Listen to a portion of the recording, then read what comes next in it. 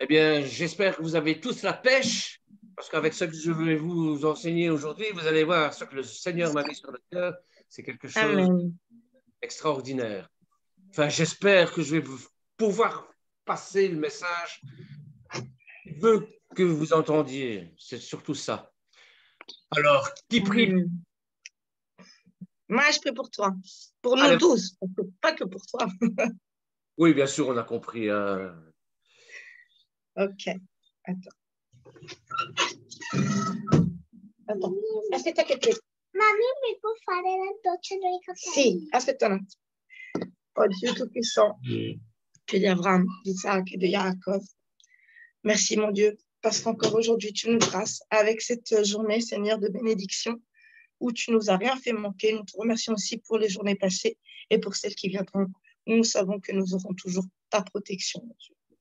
Encore, mon Dieu, puisses-tu aujourd'hui, mon Dieu, utiliser notre frère Bernard, notre rave spécial, et par ta roi, Seigneur, intercéder et qu'il puisse nous apprendre ta Torah, mon Dieu, que l'on puisse la scruter, l'étudier, Seigneur, et que ces paroles puissent se graver dans nos cœurs et surtout qu'elles puissent avoir un impact dans nos vies, mon Dieu, qu'on puisse les mettre en pratique, Seigneur, parce que c'est ça ta volonté. C'est bien d'écouter, mais c'est surtout l'objectif, si, l'objectif, c'est de les mettre en pratique.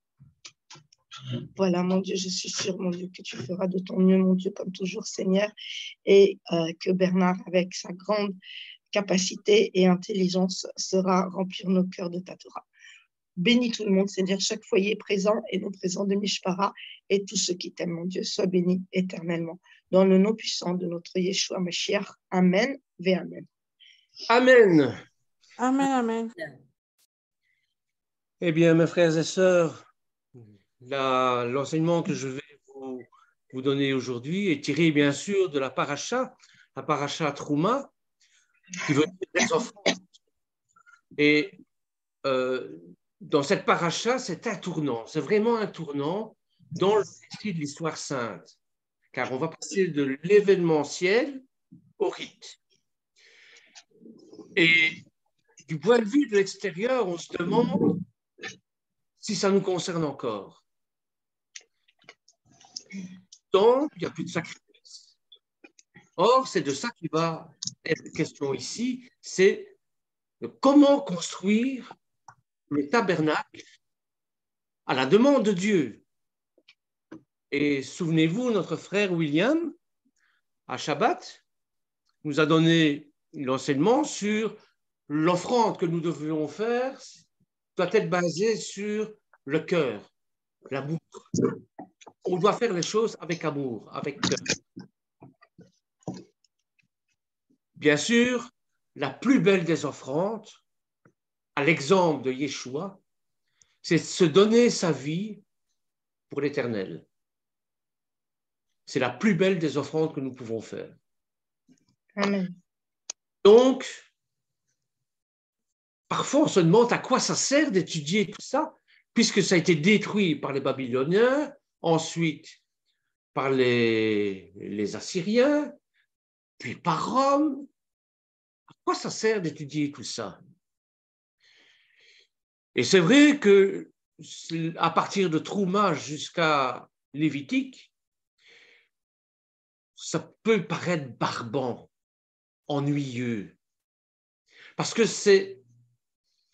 on va nous donner un tas de détails, parce qu'on ne construit pas la maison de Dieu n'importe comment.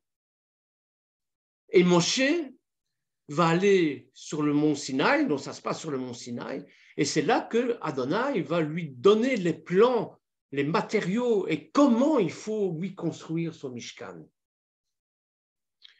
Entre nous, l'Éternel n'a pas besoin de Mishkan, mais nous avons besoin d'un lieu où on peut se reconnecter à Adonai. Donc, au-delà de l'aspect technique, longuement décrite dans la Bible, du moins dans Trouma et dans les autres Tetzavé et ainsi de suite, dans les autres parachutes, au-delà de l'aspect technique, nous devons chercher le sens profond de la réalisation du Mishkan. car il renferme un secret, le secret du plan divin pour l'homme et l'humanité. Et c'est ce secret qui se dégage. Finalement, quand on lit superficiellement, bon, ben oui, on a construit une église, on a construit un temple, on a construit un tabernacle. Oui, bon, ben, dans toutes les religions, on fait ça. On fait ça. Mais ici, c'est beaucoup plus profond que ça. Parce que il renferme ce secret divin. Il faut se dire que la construction du Mishkan dans ses détails, et par la suite du temple avec Salomon, et même Hérode le Grand, par la suite, on va passer de la description avec les matériaux au culte, au rite. Et c'est la représentation de l'être humain et du corps du Mashiach. C'est pour ça que c'est important. L'homme physique, physiologique et spirituel est construit comme le Mishkan, en 3 parties. Le physique, le psychologique et le spirituel. Bien que tout cela soit séparé, tout ça ne forme que un, Erat. Vous voyez? C'est-à-dire que le physique peut être impacté par le psychologique et le psychologique par le spirituel, parce que le psychologique et le spirituel sont étroitement liés. L'âme, le corps, l'esprit, vous avez dans la construction du Mishkan le parvis, le lieu saint, le lieu très saint. 3 parties aussi. Alors, frères et sœurs, ce tabernacle que nous construisons, eh bien, c'est nous. Nous nous construisons nous-mêmes. Et pour ça, bien sûr, nous devons être sous le regard de l'Éternel. Comprenez? Le temple, c'est nous-mêmes. Et c'est rendu dans une double lecture, d'ailleurs, que nous devons faire au Passouk 25, au chapitre 25, verset 9, qui nous dit, donc Shemot chapitre 25, verset 9, qui nous dit « Vous ferez le tabernacle et tous ses ustensiles d'après le modèle que je vais te montrer. » Donc l'Éternel parle à Moshé sur le mont Sinaï. Mais vous savez bien que si on connaît un peu d'hébreu, il y a une astuce. Bon, je ne vais pas faire d'hébreu ici, mais lorsqu'on lit en hébreu, il y a un double sens. Oui, bien sûr, il est dit, vous ferez le tabernacle et tous ses ustensiles d'après le modèle que je vais te montrer. Mais on peut lire autrement. On peut lire, vous ferez le tabernacle et tous ses ustensiles d'après le modèle que tu es, que tu montres. Donc, non seulement le tabernacle est physique, il est psychologique, il est spirituel.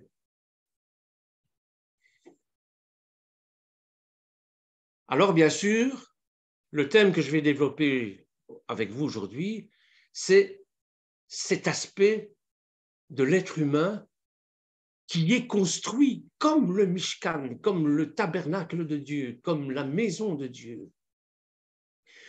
Et si on devait intituler mon petit message aujourd'hui, c'est « Mon corps est le temple de la Roi Kodesh. Mon corps est le temple du Saint-Esprit. » Et c'est exactement de ça dont j'ai envie de vous parler aujourd'hui. C'est-à-dire que ce corps que nous avons, c'est ce temple de l'Esprit Saint. Et on verra par la suite comment on doit faire pour que l'Esprit reste en nous. Parce que l'Esprit Saint, nous pouvons l'avoir, mais nous pouvons le perdre aussi. Et ça s'est vu dans le temple de Salomon, et ça s'est vu aussi dans les autres temples, avec Hérode le Grand, par exemple, je crois que c'est Esdras qui a vu l'Esprit de Dieu partir du temple. Esdras, qui était prophète, il a vu l'Esprit de Dieu partir du temple. Évidemment, ce qui s'est passé, eh bien, le temple a été détruit, pillé, et le peuple juif exilé. Donc, cet Esprit de Dieu que nous devons avoir en nous, nous pouvons le perdre aussi. Alors,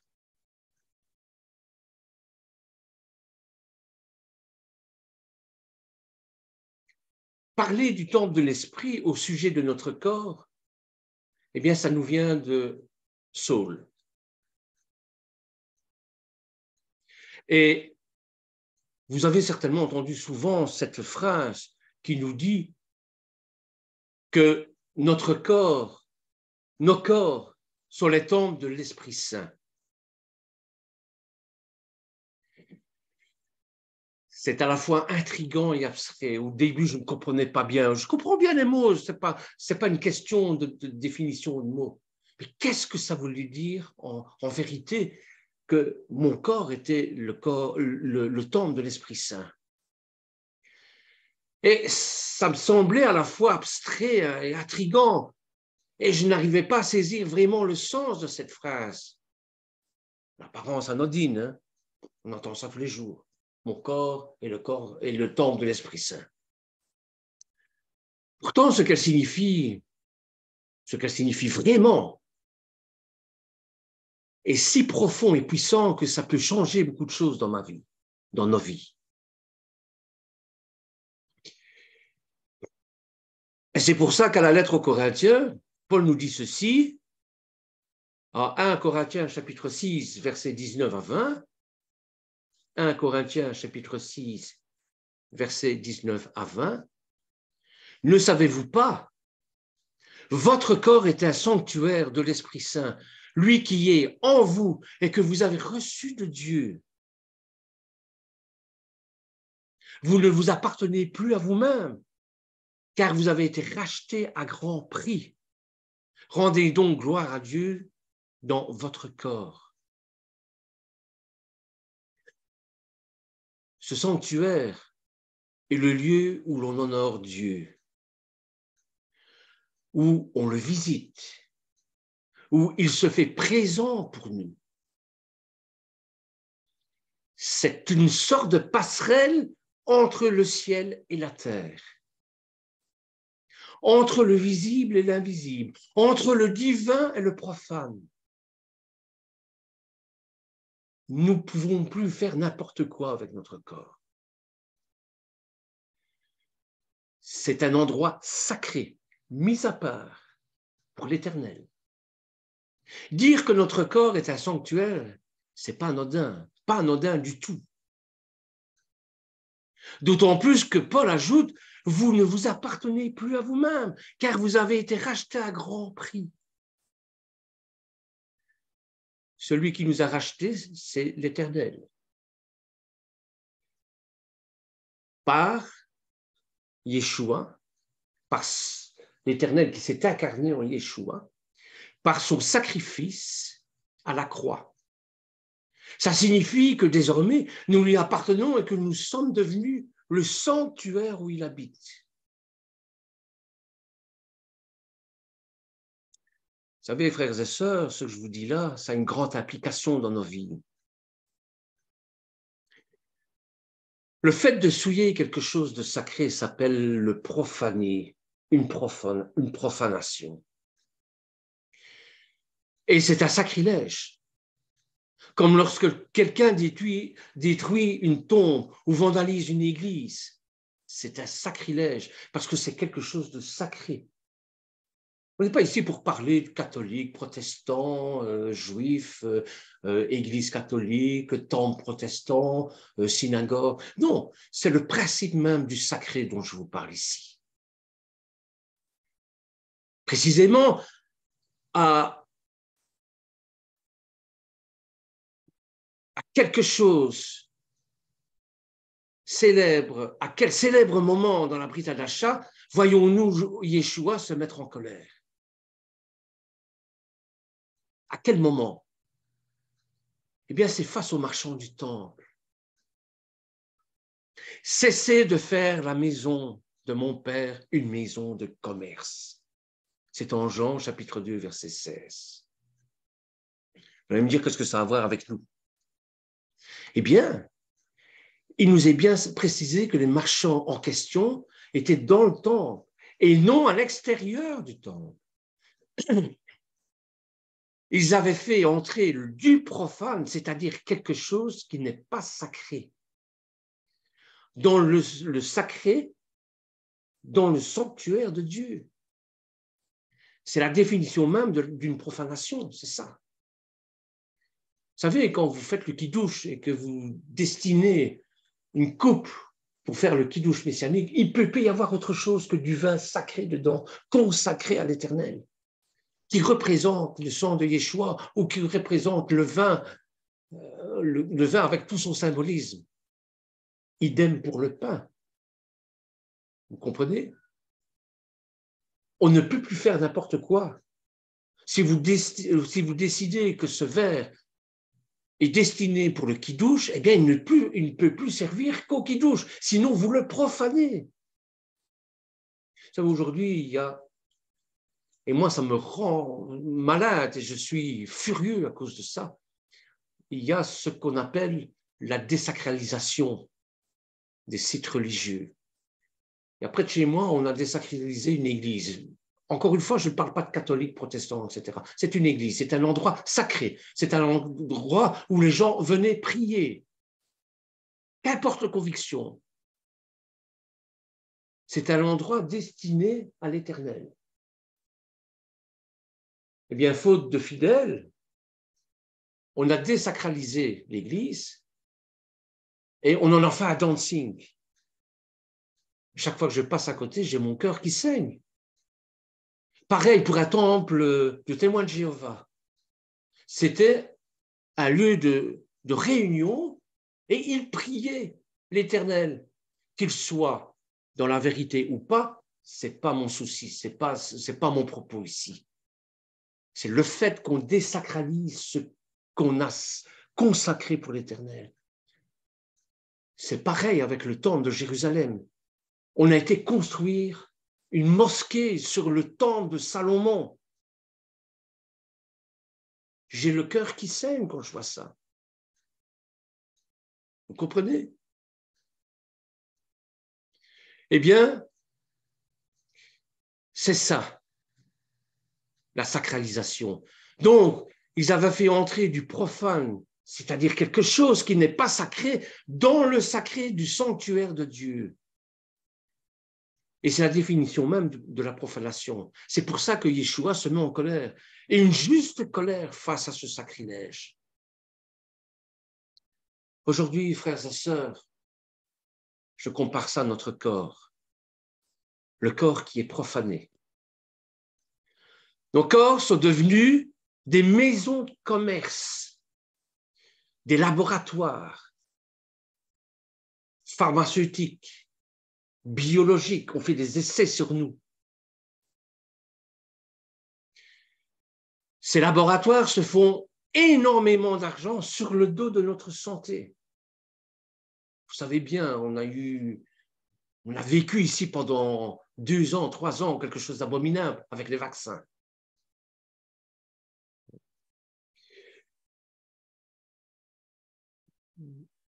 Avec la GPA, est-ce que vous vous rendez compte de la GPA, c'est-à-dire les mères porteuses et la procréation médicalement assistée, les bébés éprouvettes, sous couvert d'aider les parents à avoir des enfants, eh bien, ce sont des poules aux œufs d'or pour les laboratoires. Donc, nos corps sont devenus des commerces. N'oublions pas que le clonage, volonté de se mettre à la place de Dieu pour créer la vie en s'affranchissant de son intervention. J'ai vu une dame qui ne pouvait pas avoir d'enfant. Et par toutes ces techniques de laboratoire, elle a pu mettre un enfant. Mais merveilleux. Alléluia. Non, pas Alléluia. Le généticien était considéré comme Dieu, parce qu'il avait permis quelque chose qui n'était pas possible naturellement. On en est là. Tant mieux pour ce couple, mieux pour l'enfant qui va venir. Mais ce n'est pas ça que la Torah nous enseigne. La Torah nous enseigne que notre Créateur, c'est Elohim, et pas nous, même si l'Éternel nous a donné l'intelligence pour le faire. Amen. Donc, que dire de cette profanation suprême qui est l'avortement? Ça, c'est le pire de tout. Vous pouvez concevoir la vie et vous décidez vous-même de l'ôter. Vous allez me dire qu'il y a des circonstances qui font que c'est pas de ça que je veux parler, c'est le principe même. Si on autorise ça, eh bien, on va vulgariser, généraliser la chose. Et à ce moment-là, on prendra plus de précautions, on va tomber enceinte, et qu'est-ce qu'on va faire? C'est pas grave, on va avorter. Vous savez comme moi les conséquences psychologiques qu'un avortement a sur la mère. C'est épouvantable. Donc, on se met à la place de Dieu. On a droit de vie et de mort. Alors que ce soit par voie médicamenteuse, par opération ou via des moyens de contraception mis gratuitement à notre disposition, l'avortement fait entrer la mort dans le lieu même de la vie et de l'amour. J'ai entendu un jour une mère, ses enfants sortaient, ses filles sortaient le vendredi soir, et elle leur donnait une boîte de pilules. C'était des avortifs. Donc, quel message elle véhiculait par ça? Allez coucher avec n'importe qui. Si vous êtes enceinte, ce n'est pas grave. Il y a l'avortif qui va mettre un terme à tout ça. Est-ce que vous vous rendez compte de l'ignominie que c'est? Je sais que quand je parle comme ça à mes filles, etc., je me fais passer un peu pour un rétrograde. Mais restons fermes dans nos foi. Non, moi je suis tout à fait d'accord avec toi, sur tous les points. Tu n'es pas rétrograde, tu es juste, Bernard, parce que c'est vraiment vrai tout ce que tu dis. Et même si moi je suis plus petite que toi, mais malheureusement, tout le monde a perdu de vue le vrai motif de rester, d'être sur cette terre, et surtout de quelle façon on peut vivre selon la volonté de Dieu. Mais comme tu as très très bien expliqué, tout est désacralisé. Depuis 100 ans, on nous explique, le monde moderne, que Dieu, ça ne sert à rien, c'est pas pour nous. Il y a le Tao, il y a le machin, les bouddhistes, les machins. Donc, non, moi je suis tout à fait pour... J'ouvre et je ferme une parenthèse parce que c'est pas bien, je t'ai interrompu, mais c'est comme l'histoire pour l'instant en Sicile, c'est scandaleux. Il y a 10 ans, c'était impensable. En été, elles sont tous avec les fesses à l'air. Tous. Alors cet été, il n'y avait que moi et une musulmane, je te parle de la plage entière. On avait les fesses couvertes, quoi. Et j'ai dit ça à mon mari. Et c'est vrai, parce que on nous enseigne aux petites, maintenant ma petite de 5 ans, sa petite copine, sa mère, elle est d'accord pour ça. Et donc, elle lui inculque, alors que moi, je fais l'opposé. Comme toi, je dis non, je suis désolée, je n'ai pas besoin de faire voir mes fesses à personne, ni moi, ni ma gamine. Donc, c'est comment toi, c'est ce que tu disais tout à l'heure. La femme qui dit à sa fille, tiens la boîte de pilules, bah, t'inquiète pas que tôt ou tard, elles vont avorter. Mais une femme comme moi, ou pas forcément moi, une autre, qui a la crainte de Dieu, elle ne va pas faire ça. Elle va inculquer à sa fille qu'il faut qu'elle se trouve un mari, et après, elle aura des enfants, et tout ça, ça ne nous intéresse pas, nous, parce que ça ne fait pas partie du plan de Dieu. C'est l'opposé, c'est l'homme qui se prend pour Dieu. Voilà, j'ai fini. Voilà, et alors, bon, je vous parle de profanation, mais il y en a une autre, hein? L'autre profanation suprême est bien entendu le viol. Le corps de la victime étant objectifié, si j'ose dire, devenu objet par son ravisseur et comme désacralisé. Nous pensons, enfin je pense souvent que l'avortement est un moindre mal pour les personnes violées. Pourtant, il s'agit bien d'ajouter une terrible profanation à celle non moins terrible que la femme vient de subir, alors qu'elle aurait tant besoin de consolation, de réparation, de reprendre confiance dans le fait que son corps est toujours sacré aux yeux de Dieu, même s'il a été souillé par quelqu'un. Parce que bon, ce sont bien sûr des traces presque indélébiles, des blessures qu'on ne peut pas guérir. Alors pour moi, mes sœurs, mes frères, pour moi, le temple de l'Esprit Saint, le corps par excellence, celui de la femme, c'est le temple par excellence. Le corps des hommes est tout autant un sanctuaire que celui de la femme, c'est pas ça que je veux dire. Et Yeshua lui-même parle de son corps comme d'un sanctuaire, juste après s'être mis en colère contre le marchand du temple. Regardez dans Jean chapitre 2, versets 18 à 21. Les Juifs l'interpellèrent. Quel signe peux-tu nous donner pour agir ainsi? Yeshua leur répondit. Détruisez ce sanctuaire et en 3 jours je le relèverai. Il parlait de quoi? Bien sûr, il va parler du temple qui va être détruit. Bon, ces paroles étaient prophétiques. Mais il parlait aussi de son corps qui va être meurtri, brisé et crucifié sur une croix. Et les Juifs lui répliquèrent, il a fallu 46 ans pour bâtir ce sanctuaire, donc le temple qui est là, le temple des plus grands, et toi, en 3 jours, tu vas le relever? Il parlait du sanctuaire de son corps. La femme violée, pour moi, c'est Yeshua qui a été battu à mort. C'est pareil. C'est un crime. Cependant, on peut souligner le fait que le corps de la femme est le signe visible de ce grand mystère.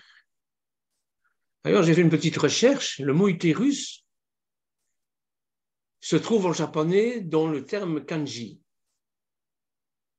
qui signifie, en japonais, l'homme ou le temple. Ça veut dire les deux. Et là, je suis parfaitement d'accord avec eux. L'utérus de la femme, c'est le temple, c'est ce qui va accueillir la vie.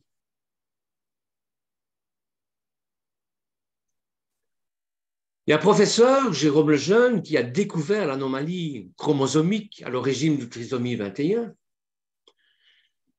s'est battu toute sa vie pour protéger les handicapés et les enfants à naître. Il aurait été émerveillé en découvrant ces idéogrammes de kanji, qui signifie que l'utérus est le temple parce qu'il accueille la vie. Vous savez, pour les Japonais, l'utérus est donc le temple de l'être humain. Qui mieux que la femme enceinte fait l'expérience concrète d'être un temple abritant le sacré. Son corps accueille la vie d'un nouvel être qui dépend totalement de lui pour exister, comme nous dépendons totalement de l'Éternel, d'Élohim pour exister. Si vous respirez le matin, c'est grâce à lui. Et pourtant, moi-même, moi le premier, j'oublie parfois de le remercier pour ça. Et c'est quand j'ai une bronchite asthmatique qu'à ce moment-là, je comprends le cadeau que j'ai lorsque je suis en bonne santé.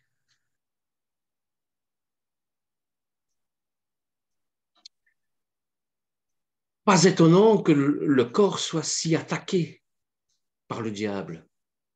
Le diable est notre corps, car il est la marque de notre humanité et qu'il a celle-ci en horreur, déteste notre humanité, Pourquoi? Parce que nous ressemblons, nous sommes créés à l'image de Dieu. Il le est également car Dieu en a fait son sanctuaire. Et à l'inverse, le Seigneur n'a pas honte de notre corps et de ses limites. Il s'est incarné en Yeshua. Elohim s'est incarné en Yeshua. Adonai s'est incarné à Yeshua. Il a pris corps avec notre humanité. Il mangeait comme nous, il buvait comme nous, il allait aux toilettes comme nous, il pleurait comme nous, il se réjouissait comme nous. Devenant ainsi vrai homme et vrai Dieu. Et c'est à ça que nous devons ressembler.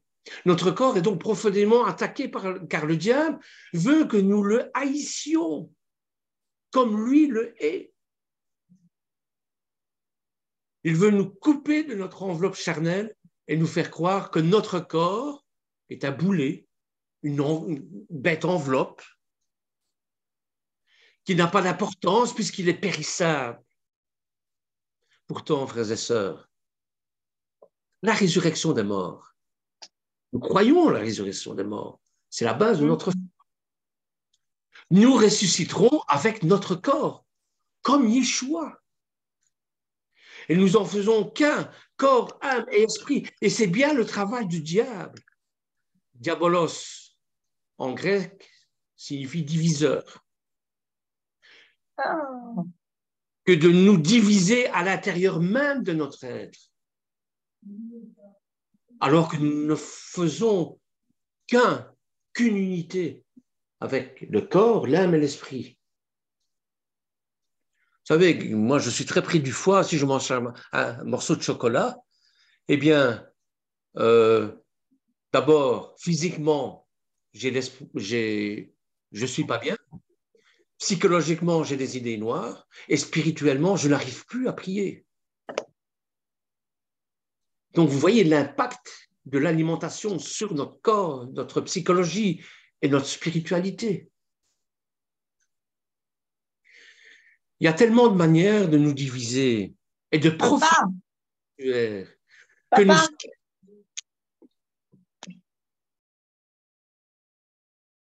Donc, il y a tellement de manières de nous diviser, de nous profaner ce sanctuaire que nous sommes, qu'il serait trop long de faire la liste complète. Mais personne, par l'exemple, mais prenons comme exemple la masturbation, la pornographie, les addictions telles que la drogue, l'alcool, les désordres alimentaires comme l'anorexie, la boulimie, pratiques à risque. J'ai exhorté un petit peu mon petit-fils qui semblait prendre du poids et qui était sur le point d'avaler des pilules pour maigrir, etc. J'ai dit, mais attends, arrête, quoi. Bon, d'abord, tu arrêtes de manger n'importe comment, n'importe quoi, et puis tu vas perdre l'excédent de poids que tu as et tu fais du sport, mon vieux. Ça, c'est sain, un corps sain dans un esprit sain. Et pas faire des régimes pour se ruiner la santé. Ça, c'est une attaque aussi au corps, ça. À notre corps qui est le sanctuaire, qui est le Mishkan. Vous voyez? Donc, n'ayons pas peur de nous engager dans ce combat. Moi, je n'ai pas peur de m'engager dans ce combat-là. Je sais que j'ai beaucoup de portes qui se ferment devant moi. Je sais que mes enfants me prennent parfois pour un fou, pour un rétrograde, pour un homme du livre qui croit à des paroles vieilles de 6000 ans. Peut-être, mais ces paroles, c'est la parole de Dieu. Elles sont éternelles. Une emprise de mort plane sur nos corps depuis le péché des origines. C'est notamment l'une des interprétations que l'on peut faire de cette phrase énigmatique de Yeshua. En Luc, chapitre 17, verset 37, c'est la phrase pour moi la plus énigmatique qui puisse exister. Là où sera le corps, là aussi se rassembleront les vautours. Mais qu'est-ce que ça veut dire? Eh bien, les vautours rôdent autour de notre corps et nous devons les chasser, assurer notre rôle de gardien de ce sanctuaire et de l'Esprit Saint qui habite en nous. Dieu aurait pu choisir un meilleur palais que nos pauvres carcasses fragiles et si mal protégées. Mais il a choisi de vivre en nous, malgré tout. C'est parce qu'il veut se faire proche de nous, parce qu'il nous aime et qu'il veut envisager d'être ailleurs qu'en nous. Il ne peut pas envisager d'être ailleurs qu'en nous. Il y a des conditions, bien sûr. Si vous respectez mes 1000 fautes, si vous observez mes commandements, mes décrets, eh bien, j'habiterai au milieu de vous, j'habiterai en vous. Vous serez mon peuple, je serai votre Dieu. Tant de personnes n'ont pas conscience de la présence de Dieu en elles. Mais nous, frères et sœurs, nous savons qu'elles sont, elles aussi, le temple de l'Esprit Saint. Et c'est pour ça que nous devons les respecter, même si elles ne sont pas de même croyance que nous. À la limite, même s'ils ne croient pas en Dieu. Parce que je vois dans mon frère, même s'il n'est pas de la même conviction que moi, je vois le temple de l'Esprit Saint. Je vois le temple de Dieu. Je vois qu'il est créé à l'image de Dieu. Et il doit avoir quelque part en lui un netzach, quelque chose d'infime de Dieu. Et c'est quelque chose d'infime. Il suffit d'une graine de moutarde pour développer un magnifique arbre par la suite. C'est pourquoi notre regard sur elle doit être à la hauteur de l'immense mystère qu'elle convoit. Tant d'hommes et de femmes ont un regard de convoitise ou de mépris sur les femmes ou sur les hommes qui les entourent. As vu celle-là? Son nez tout crochu. T'as vu celui-là, comme il s'habille? Vous voyez? Respect de la personne humaine. Nous ne sommes pas qu'une enveloppe. Ce faisant, ils ne respectent pas et refusent de reconnaître la présence de Dieu en elle. Peu importe que la femme en question soit habillée d'une manière provocante ou non.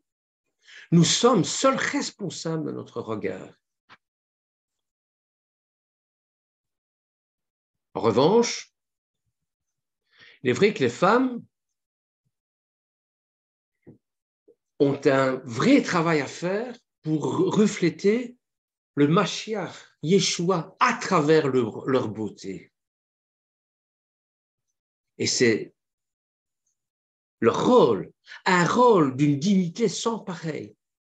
Et bien souvent, nous oublions et entretenons un rapport ambigu à notre propre beauté. Vous savez, vendredi soir, ici à la maison, quand mes filles sortaient, c'était presque un défilé de mode. Et c'était presque un rite. Je le savais, et on jouait le jeu. Mes filles s'habillaient et venaient se présenter devant moi en me disant « Papa, qu'est-ce que tu penses ?» Je dis un petit peu décolleté, un petit peu trop échancré, ton rouge à lèvres, un petit peu trop flash, tu as quelque chose à vendre. Et bon, et voilà. C'est ça la chignoute, c'est ça le respect, c'est ça la pudeur. Non, la chignoute, c'est un terme hébreu, c'est pas de la drogue. Hein. Ça signifie le respect, la pudeur de sa propre personne. Et c'est enseigné chez les Juifs aussi. Donc, ce rôle de dignité que nous avons dans le regard, il ne faut pas exciter le regard malsain des autres non plus. C'est ça que ça veut dire. Je ne vous demande pas d'être comme les musulmanes, hein, entièrement voilés. Hein. Non, ce n'est pas ça. Nous pouvons basculer dans un apitoiement incessant au sujet de nos complexes. et de nos imperfections, tout comme nous pouvons chercher à cacher notre beauté naturelle derrière de nombreuses couches de maquillage ou de vêtements subjectifs. Et ce faisant, nous ne respectons pas non plus et ne respectons pas les hommes qui nous entourent. Nous n'aurons pas la présence de l'Esprit Saint à l'intérieur de nous. La femme en elle-même a une beauté naturelle.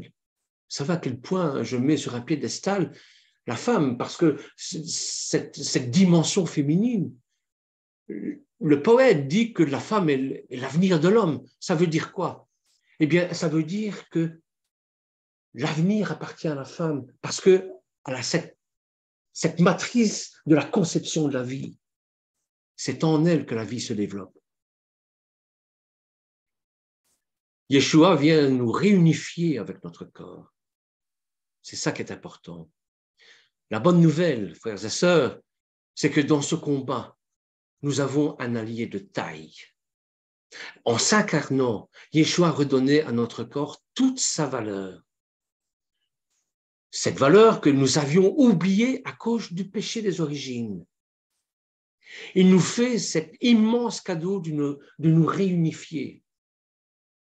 Là où le diable cherche à nous diviser pour que nous devenions enfin pleinement nous-mêmes, corps, âme et esprit.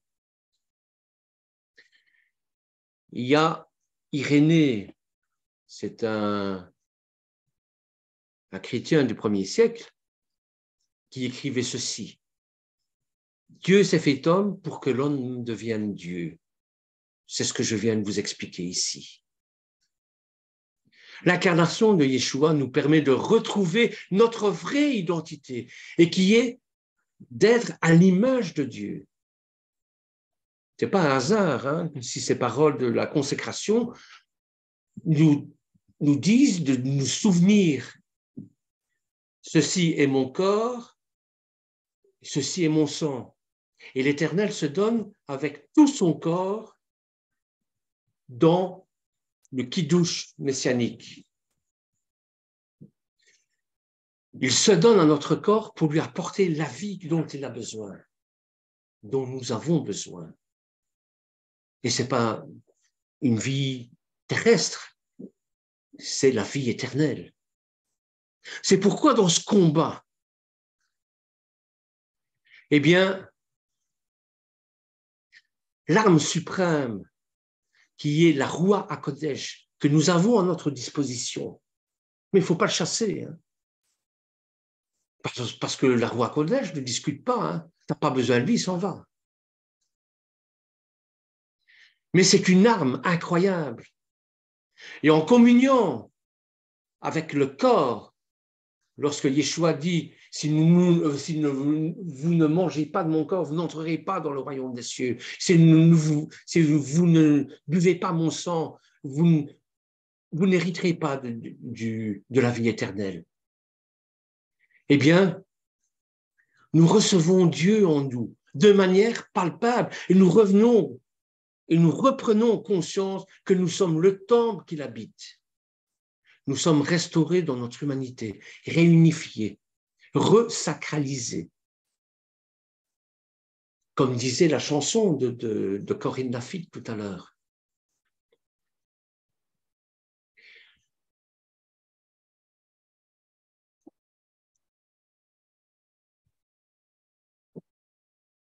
De même, lorsqu'un couple marié fait l'amour, il devient concrètement une seule chair, dont parle l'Évangile en Marc, en chapitre 10, verset 8. Et par leur corps unis dans l'amour, les amoureux sont le signe visible du mystère invisible. Dieu présent en nous. Il y aurait tellement de choses à dire à ce sujet que une heure ne suffirait pas. Alors, en conclusion, qu'est-ce qu'on pourrait dire du petit message que je vous ai apporté? Eh bien, prenez conscience que votre corps est le temple de l'Esprit Saint. Et si vous êtes mariés devant le Seigneur, faites l'amour devant le Seigneur aussi. Nous sommes tous appelés à glorifier Dieu dans nos corps. Et par cet acte magnifique, qui est l'acte d'amour, et de cette concrétisation de deux âmes qui s'unissent, de deux corps qui s'unissent, de deux esprits qui s'unissent, la concrétisation de ça, c'est quoi? Mais c'est l'enfant que vous allez mettre au monde. Comprenez?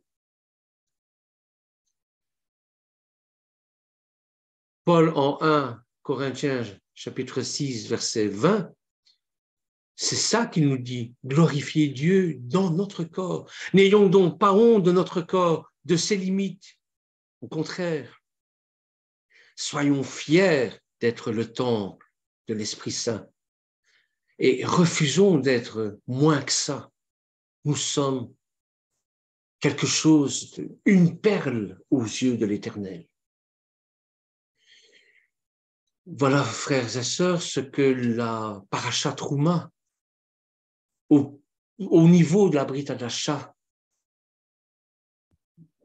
me suggère de vous dire, c'est que la construction du temple, la construction du tabernacle, eh bien, c'est votre construction à vous. C'est là où Dieu doit résider, dans votre cœur. C'est là où le Mashiach, qui est un tabernacle aussi, réside à l'intérieur de vous. Et comme dit l'apôtre, nous ne nous appartenons plus, puisque nous sommes crucifiés, ressuscités avec le Seigneur. C'est plus nous qui agissons, c'est l'Éternel qui agit en nous. Que Dieu vous bénisse en tout cas. Soyez bénis. Si vous voulez un peu échanger, hein, il est midi, je pense. Oui, voilà, il est midi. Donc, vous pouvez encore un peu échanger entre vous. Et puis, on mettra une musique et on priera pour terminer cette petite réunion. Ça vous va? Je peux te poser une question, Bernard? Oui. Je peux poser une question? Oui, vas-y. Ah, ok. En fait, par exemple, malheureusement, je suis comme ça, je suis très charnelle, je suis très impulsive, trop même. Et bon, c'est vrai que les temps ne sont pas simples, parce que je suis vraiment dans un truc lourd. Mais ça... Ok. Et donc, bien souvent, vraiment, quand j'en peux plus, je vais complètement contre la parole de Dieu. Je vais dire à mon mari qu'il va pleurer, que Dieu va me faire justice, je le maudis pas, mais presque. En tout cas, sa famille, je passe et eux aussi, tu vas voir Dieu ce qu'il va leur faire, et ça, et l'autre. Et vraiment, je jure comme une malade. Donc, j'ai aucun autocontrôle. C'est clair que c'est dû aussi comment dire, la peine, la douleur que j'éprouve de selon moi, être maltraitée par eux, quoi. Et après, je vais me calmer. Après, je sais pas, quelques heures ou autres, ou si Dieu il me reprend. Mais je vais être pendant, je sais pas, quelques heures, je vais être sur mon truc. Là, je ne veux plus les voir, je ne veux plus voir personne. Ils peuvent mourir, ils peuvent faire ci, ils peuvent faire ça, bref. Et puis après, je sais pas, je vais dire un verset et comme l'autre jour, et combattez le mal par le bien.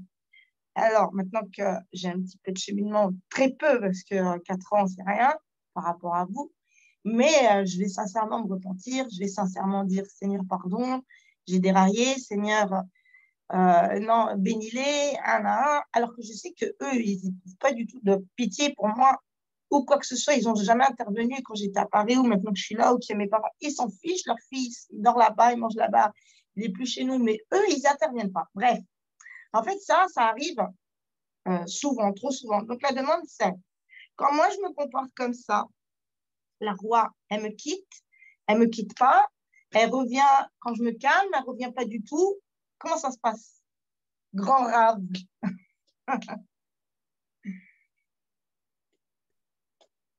Est-ce qui peut répondre à ça?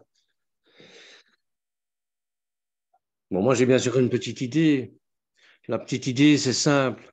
Vous allez voir avec Tête Savé, dans la paracha suivante, c'est la manière de construire le candélabre avec l'apport de l'huile.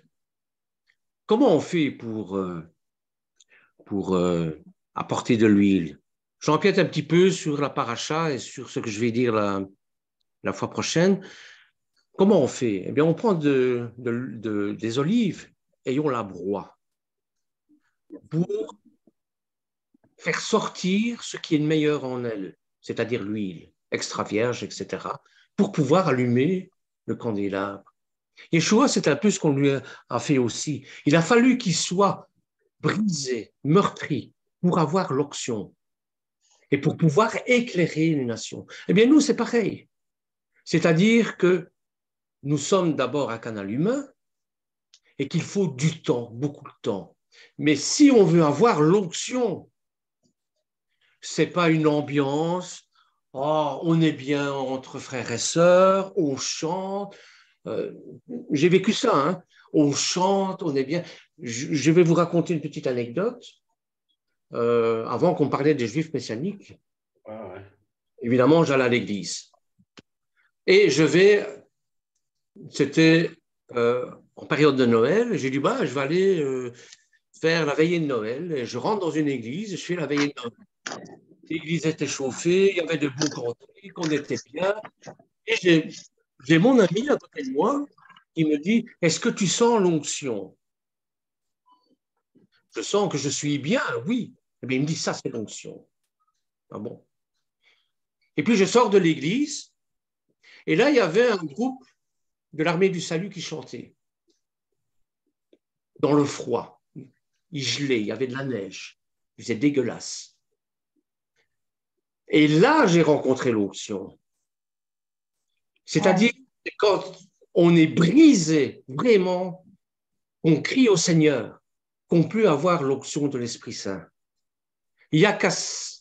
Pour moi, il n'y a qu'à ce moment-là. Donc, ma sœur, lorsque tu es brisé, lorsque tu n'en peux plus, lorsque tu es à bout, hein, parce que nous sommes des canaux humains, hein, nous dépendons aussi de nos caractères, nous dépendons d'un tas de choses, hein, eh bien, que nous crions au Seigneur, c'est à ce moment-là qu'il va venir. C'est à ce moment-là que tu vas avoir l'onction. C'est à ce moment-là, parce que le plus beau cadeau que nous puissions faire, Trouma, c'est ça, le plus beau cadeau que nous pouvons faire, c'est d'offrir sa vie à l'Éternel. Et pour offrir sa vie à l'Éternel, il faut être dans le besoin, il faut être brisé. J'ai vu des pasteurs qui étaient complètement brisés, leur ministère détruit, leurs enfants qui n'étaient plus au Seigneur, un fils qui s'est suicidé. Est-ce que vous vous rendez compte pour un pasteur? Cette personne-là était brisée à un point qu'il s'est mis un jour dans son église à genoux en pleurant, en disant « Seigneur, je suis à toi, restaure-moi ». Et ce pasteur a été restauré 7 fois. Il a connu une plus grande communauté, mais je vous assure, il a été brisé à un point. Eh bien, c'est ça que l'Éternel fait avec nous. Il nous brise de toutes les manières possibles et imaginables. Et à chaque fois, nous avançons d'un pas. Nous montons d'un échelon. C'est ça. Donc, je ne dis pas qu'il faut prendre ça par-dessus la jambe, mais il faut se dire qu'au plus on a des difficultés, au plus nous sommes proches du Seigneur. C'est paradoxal, mais c'est comme ça. Je ne sais pas si j'ai répondu à ta question. S'il y a quelqu'un d'autre qui veut dire quelque chose. Oui, mais comme je faute, c'est ça que je veux dire. Je passe de la prière pour eux, pour tout le monde. C'est exactement ça. Moi, je crie à Dieu sans arrêt, sans arrêt. Je ne lâche pas. Et c'est quand j'ai vraiment besoin que je crie le plus. Mais après, quand il va me dire bénis tes ennemis, donc dans le moment où mon mari va me toucher, il va vraiment me faire mal, je vais bénir personne, je vais faire tout l'opposé. Et après, un jour que je serai plus calme et tout ça, je vais dire pardon et je vais rentrer en moi. Tout à fait normal, c'est tout à fait humain. Ça, moi, c'est pareil. Il n'y a rien de plus difficile de prier pour ses ennemis. Il n'y a rien de plus difficile de prier pour ses ennemis. J'ai jamais compris cette parole-là, moi.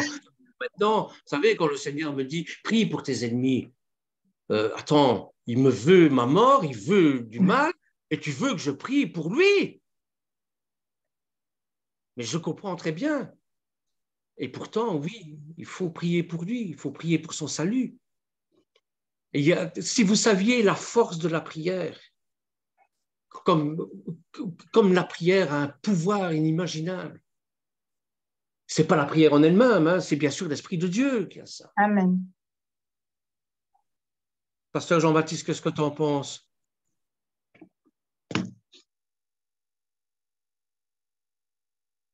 Je bénis le Seigneur pour cette conversation. Je ne suis pas venu vite. Voilà, shalom à tous. Que Hachem vous bénisse. Mon frère. Voilà, ce que j'ai saisi, c'est du côté où on parlait de prier pour nos ennemis. C'est important, mais vous avez touché un point très important, c'est prier pour leur conversion. Prier pour qu'ils connaissent le Seigneur. Parce que s'ils ne connaissent pas le Seigneur, ils vont continuer de faire du mal en pensant que c'est du bien. Alors que s'ils connaissaient le Seigneur, comme nous autres, nous avons connu le Seigneur, alors nous ne nous voyons pas en train de faire du mal à nos prochains, parce que l'Esprit de Dieu est en nous. Donc, prier pour nos ennemis, je crois que c'est dans ce sens-là, de prier pour leur conversion, de prier pour qu'ils connaissent le Seigneur, afin de se repentir eux-mêmes, pour reconnaître que le mal qu'il faisait à son prochain, c'était le mal. Voilà, parce que les gens qui ne connaissent pas le Seigneur, comme l'apôtre Paul disait, ce sont des hommes animaux. C'est des animaux parce qu'ils pensent comme des animaux. Ils font tout ça, ils pensent que c'est bon alors que ce n'est pas bon. Voilà, donc je crois que prier pour nos ennemis, c'est dans ce sens que moi je comprends. Voilà, voilà ce que je voulais dire, quoi. Et toi, notre sœur, quel conseil tu peux donner à Jeanne?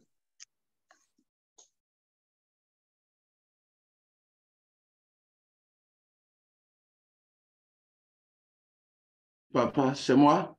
Violette? Tu disais?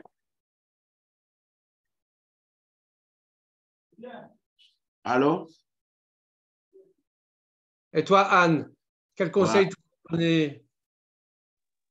Oui, je pense que quand on a de la sagesse pour tenir le bon coup et la sagesse qui contient l'amour, on doit avoir de la patience et quand on reste dans l'amour, on sait prier pour ses ennemis, pour ceux qui ne croient pas. C'est difficile parce que ça nous demande de quelque chose de nous-mêmes. Et je comprends comme ça que le Seigneur a fait la même chose ici sur terre pour des gens autour de lui. Amen. Amen, c'est ça, être au Seigneur, c'est ça, donner sa vie au Seigneur. Merci beaucoup, vraiment. Vos paroles, elles sont édifiantes et celles d'Anne, vraiment, elles m'ont illuminée. Parce que c'est vrai.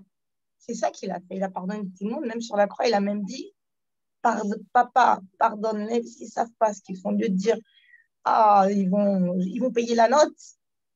C'est ça, ouais, c'est tout à fait ça. C'est le suivre, même dans le pire, quoi. Merci vraiment du fond du cœur, vraiment de tout mon cœur. Je vais juste ajouter un truc, parce que c'est important. C'est ce que tu disais au sujet des avortements. Regarde, quand moi, j'ai eu 3 fausses couches intercalées. J'ai eu une fausse couche, j'ai eu une autre fausse couche. À chaque fois, hôpital, machin truc, j'ai eu une fausse couche de 2 jumelles dans le même sac. Après, j'ai eu Giuseppe, 6 mois couchée, toute seule, parce que je ne pouvais plus bouger. On était en Sicile en vacances. Et mon mari, il est reparti tout seul, 6 mois d'enfer chez ma belle-mère. J'ai mis au monde mon fils, je n'aurais jamais pensé qu'il allait naître. Ensuite, j'ai eu une autre fausse couche. Ensuite, j'ai eu René, même problème. On m'a dit qu'il y avait un avortement interne, qu'il était déformé, etc. Pendant une semaine, j'ai pleuré toutes les larmes de mon corps. Et après, petit à petit, ça s'est rétabli, mais j'avais toujours des problèmes de saignement, machin truc. Bref, j'ai eu René. Donc, tu penses bien que pour moi, les enfants, c'est fini. Mais dans mon cœur, Dans mon cœur, j'ai toujours dit que le magasin, il ne fallait pas me le toucher parce que c'était la fille que je n'avais jamais eue. La même année où finalement j'ai trouvé le courage de fermer le magasin, eh bien, j'étais enceinte. Je ne le savais pas parce que c'était après un mois de séparation de mon mari, toujours à cause d'histoire pas possible. Et pourtant, Dieu m'a fait revenir. Eh bien, on sait comment c'est quand on reste détaché. C'est la passion totale, quoi. Et j'étais enceinte de ma fille. Donc, ma vie, elle n'allait plus dans mon sens. Je ne lisais pas la Bible, mais je savais la loi de Dieu. J'ai toujours eu dans mon cœur. Et les avortements, ce n'était pas pour moi. Je ferme une parenthèse. Quelques années avant, donc moi, j'avais plein de vêtements pour enfants. Tout, il ne manquait rien. Ma vendeuse, elle est tombée enceinte de son fiancé. Moi, j'ai tout fait, et je répète, je ne lisais pas la Bible. J'ai tout fait pour la convaincre à ne pas avorter. Je lui ai dit, t'inquiète pas, je te donnerai tout ce que tu veux, on a tout ici, je vais t'aider, tu vas la grandir ici. Bref, elle n'a pas voulu. Elle est tombée en dépression, pourtant c'était son fiancé. Elle est tombée en dépression, plein de trucs, plein de problèmes. Elle a risqué d'avoir l'utérus perforé. Bref, pourquoi je dis ça? Je pleurais, avant de savoir que j'étais enceinte, j'ai pleuré. Et je disais, on m'a jamais, il y avait les rites catholiques, on m'a jamais demandé d'être la marraine de personne. Et puis tout d'un coup, je ne sais pas d'où ils sont sortis, il y a une famille d'Africains, des débarqués, là, comment dire, des débarqués, des immigrés, les pauvres, qui sont venus dans mon magasin. La petite, la première fois, elle avait la Bible ouverte dans son truc, dans son lit. Et après quelques mois de sympathie, tout ça, ils m'ont demandé d'être la marraine. Bref, j'ai fait une super grosse fête pour eux, avec le cœur, et mon mari, il a fait la même chose. Donc, je me reconduis à tes paroles pour ton frère, parce que mon mari, il a exactement la même chose. Il est prédisposé, c'est qu'il faut qu'il se réveille. Et suite à ça, il y a le truc, j'étais enceinte. Donc, après tout ce qui m'est arrivé, je pouvais très bien dire non, moi, je ne veux pas de ça, je ne veux pas un autre. D'ailleurs, personne ne pensait qu'elle allait voir le jour, ma fille. Et en plus, impossible, une fille, parce que chaque fois qu'on savait que les filles, c'était celles qui se décrochaient les plus facilement. Bref, Dieu m'a béni grandement. J'ai ma fille en chair et os, j'ai plus de magasin, mais j'ai ma vraie fille. Et en plus, je ne sais pas si c'est le nom, je ne sais pas ce que c'est, mais je n'ai jamais prié pour qu'elle soit comme moi, ou qu'elle me ressemble, ou qu'elle ait ce côté sensible ou artiste ou quoi que ce soit. Mais elle n'est pas comme moi. Elle est 100 fois pire que moi, dans le bon sens. Et surtout, son nom, qui est Elisabeth, ça veut dire Myriam, eh ben, c'est bien entendu Dieu est mon jurement. Et elle te parle de Dieu du matin au soir, on va se coucher. Attends, il faut compris. Tu as dit schéma, tu as fait ci, tu as fait ça. Son frère, il a acheté une étoile à Paris. Et son truc qui s'est cassé. Absolument, il faut que je lui répare qu'elle lui a acheté une autre chaîne, il faut qu'elle ait son étoile. Enfin, elle a Dieu dans le cœur. Voilà, c'est ça que je voulais vous dire. Ben, c'est un très beau témoignage. Et toi, Violette, qu'est-ce que tu pourrais nous dire à notre sœur? Eh bien, ce que moi je pourrais dire à notre sœur Jeanne, c'est que c'est vrai, quand on est dans des grosses difficultés et qu'on ne sait plus quoi faire, plus quoi dire, plus de quoi demander, eh bien, la meilleure solution, c'est de vraiment demander à notre Adonai Elohim de nous aider, de nous donner de la force, de nous donner la sagesse et l'intelligence, parce que c'est comme ça qu'il va agir. Et ça ne veut pas dire qu'il va agir de suite, mais tout de même, après quelques semaines ou même après quelques mois, il va faire l'impossible pour nous. Donc, j'ai vécu ça aussi dans ma vie, comme tout le monde, je crois, un peu plus ou un peu moins que les autres, mais quand vraiment on va vers lui, avec le cœur brisé et avec le cœur sincère, eh bien, c'est comme ça. Yeshua entend nos prières et la solution arrive. Avant qu'on y pense, eh bien, la solution est là. Et c'est comme si que tout recommence à zéro et qu'on peut après aussi continuer à avoir confiance au Seigneur. Parce que ça, j'aimerais quand même bien dire aussi, j'ai eu aussi des drôles de moments dans ma vie que moi, j'avais abandonné le Seigneur, mais au fond de mon cœur, pour aimer Dieu. Et je savais bien qu'il était là, pas loin de moi. mais parce qu'on était tellement occupés, parce qu'on est tellement occupés avec nos idées, qu'on ne voit plus ce que le Seigneur veut faire pour nous, qu'on n'entend plus ce que le Seigneur veut nous dire. Donc, moi, je dis toujours, si on peut supporter les bonnes choses, il faut aussi savoir supporter les choses négatives. Le Seigneur veut nous parler à n'importe quel moment. Et alors, je dis, tiens bon et courage à notre Yeshua. Demande de lui demande de lui qu'il nous donne aussi l'intelligence et demandons-lui aussi qu'il veut vraiment être près de nous, qu'il veut vraiment nous aider avec l'amour qu'il a.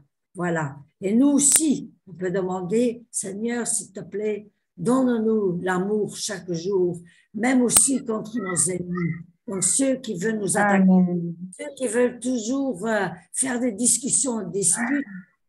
S'il y a ça dans la famille, prends ton manteau, prends ton sac à main et tu dis au revoir les enfants, à bientôt, que Dieu vous bénisse et vous partez. Amen. Bien, nous allons...